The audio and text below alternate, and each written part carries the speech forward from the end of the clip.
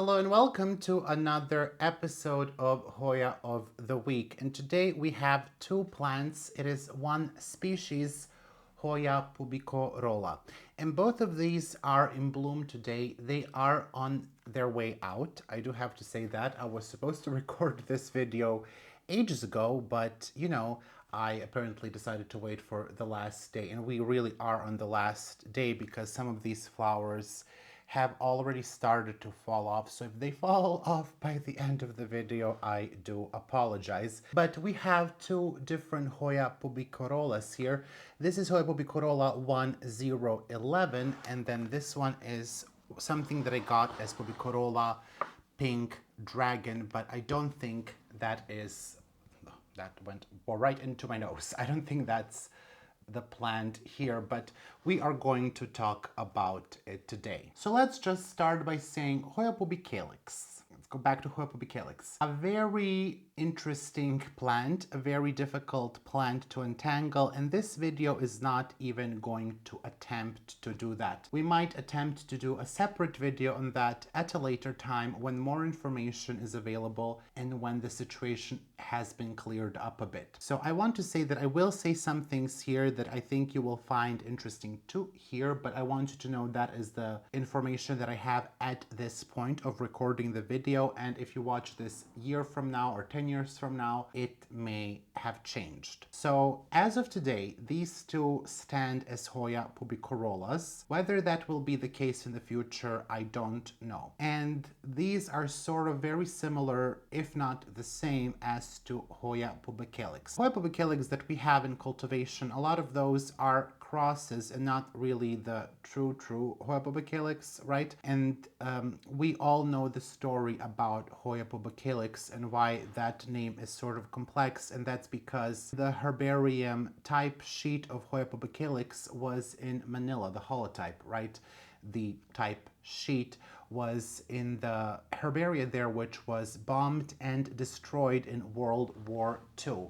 And for the longest time, we thought, that's it with Hoya pubicalyx. We can't really match anything with that. And for the longest time, we thought, Hoya pubicalyx is not a name that is very useful to us because of the loss of this herbarium type sheet. However, there are isotypes in different herbaria across the world.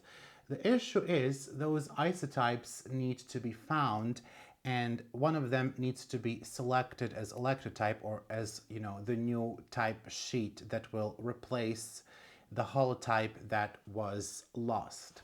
Now, that is all that I will say about Hoya pubicalyx, and we will go back to Hoya pubicorolla. Hoya pubicorolla was published in 2013, and it was published in a publication called Hoya New. I will attach parts of that publication in this video, and they were published by Dale Kloppenberg, George Mendoza, and Ulises Ferreras, and quite an interesting species, very similar to Hoya pubicalyx, and as you can see, we have two of them here. Now, they are different than what you would see as pubicalyx in a garden center. First of all, you can see that the leaves are different. They are fully green. I do have a pubicalyx. I will, again, attach some B-roll. That one has not flowered yet because I keep getting rid of them and I keep getting them again. And I do have a full silver one, which is called in the trade Hoya pubicalyx Pink Silver Ghost. That one also has not flowered for me yet. But in the terms of the leaves, these are different. But again, not so far different from that species. Now this plant, Hoya pubicorolla 1011, possibly has the darkest flowers in the species. I know that there was one that was sold as pubicalyx Black Dragon, and that one was Pubicorolla subspecies Anthracina. This is actually darker. Obviously, because of the light, all the light in the room and how cameras work, it may not seem as dark, but this is very, very dark flower. Very beautiful flower as well. Can we just make a nice thumbnail photo? Pollinate, pollinate, pollinate. And then next to it, we have this pubicorolla that I got as pink dragon. I actually need to put this one down so I can show you this other one. And this one, to me, does not look like how pink dragon should look like. It's not that baby pink, and there are some splotches of darker color on the flower. And with the help of my friend Rachel, she told me this matches really well pubicorolla subspecies Anthracina. And you will see there are differences among these flowers in the way that they look. The corona is also different, but currently this is the subspecies of pubicorolla, but actually this may be the true Hoya pubicalyx. So I will just say that, and the flower varies quite, the color of the flower can vary quite a lot. It's a very variable species there. I would like to get my hands on the pink dragon or whatever Doug Chamberlain has as the pink dragon, because that plant is what I really wanted when I was getting this one, that baby pink flower, which this really is not. It's a nice pink, but it's not exactly that. And I think with the help of my friend Julie and Priyanka, I might be able to get a hold of that plant. Nevertheless, I'm very happy with this flower, with this plant as well. Both of these are very similar in how long they last. They last about a week, the flowers, and they have like a nice, sweet scent to them. I definitely prefer this one, the leaves on this one, the flower. It just lasts better. You can definitely see on this one, and maybe that's because this flower is also lighter, but you can definitely see the wear on this plant more than you can see on this one. As the flowers get older, it's much more noticeable on this one. It starts to go brownish, but not ready to fall off yet. This one, I think, holds up a bit better. They say that one of the differences, and that's really difficult to see, between the pubicorolla and subspecies Anthracina, is that the pedicels, which hold the flower, so these are the pedicels here, that they are slightly pubescent on Anthracina, which I was gonna check before the video, but I didn't.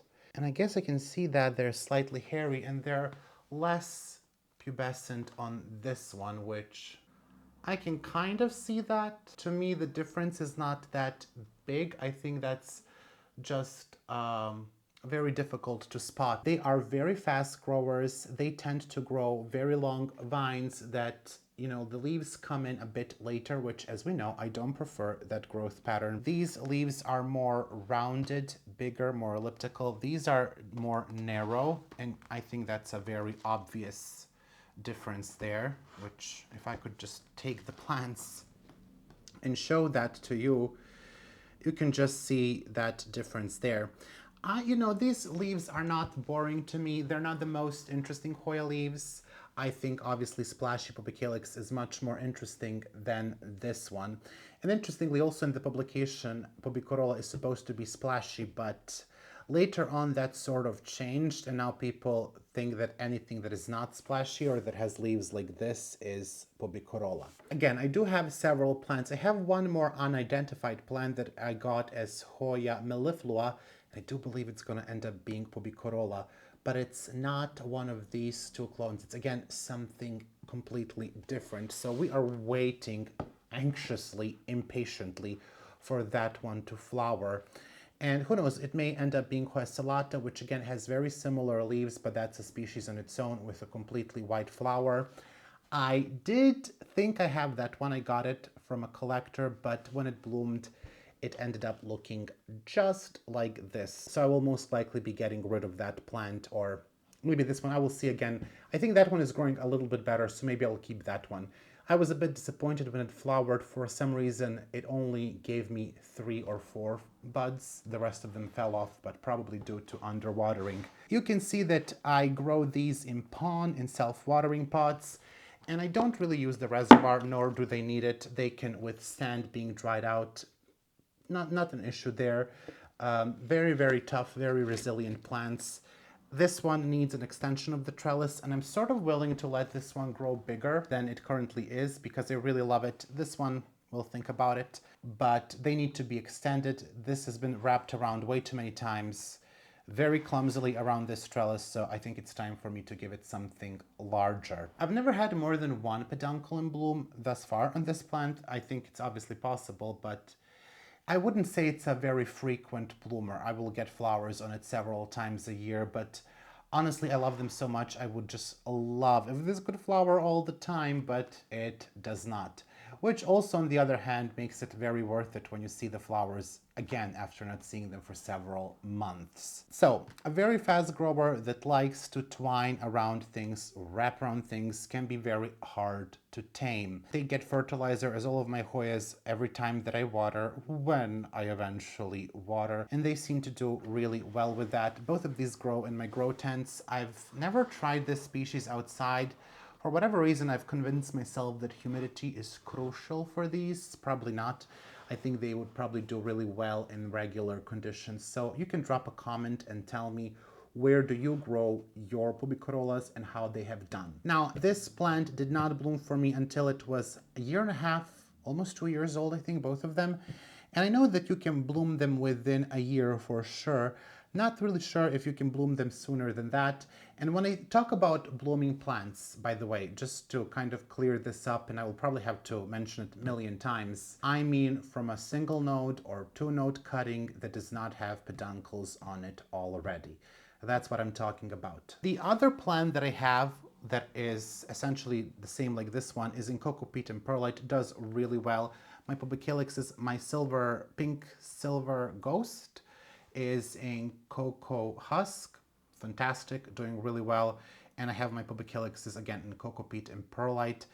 They are just doing really, really well. I don't think these are very particular with temperature as well. We know that Hoya pubicillix can take a lot, probably the same for Hoya pubicorolla. I've never exposed them to super cool temperatures like 15 degrees of Celsius or anything like that. But I do think if you want them to bloom, they will want to be slightly warmer because these, after all, do come from the Philippines. I definitely think this is a species that you need to own. Flowers, amazing. If I could choose only one, I would choose this one, the 1011, and there are more than that one, but 1011 should have the darkest flowers. And if I get my hands on the pink dragon that has baby pink, maybe then I will change my mind. We can also pot 2 in the same pot, which probably would be incredibly difficult to manage, but I would choose this one. I like the leaves more. It's not that I don't like these narrow leaves, but I don't know, this one just looks much better. And also when they come in, they're such a nice bronzy color. So if I could only choose this one, it would definitely be this. And it's 100% the plant that I will keep growing no matter what. This plant is something that I also frequently don't really cut. Not because people are not interested, but because, when I like a Hoya, I just want it to be big and then complain how I don't have any space for it. So I definitely recommend this to beginners. Very easy plant, super resilient to underwatering.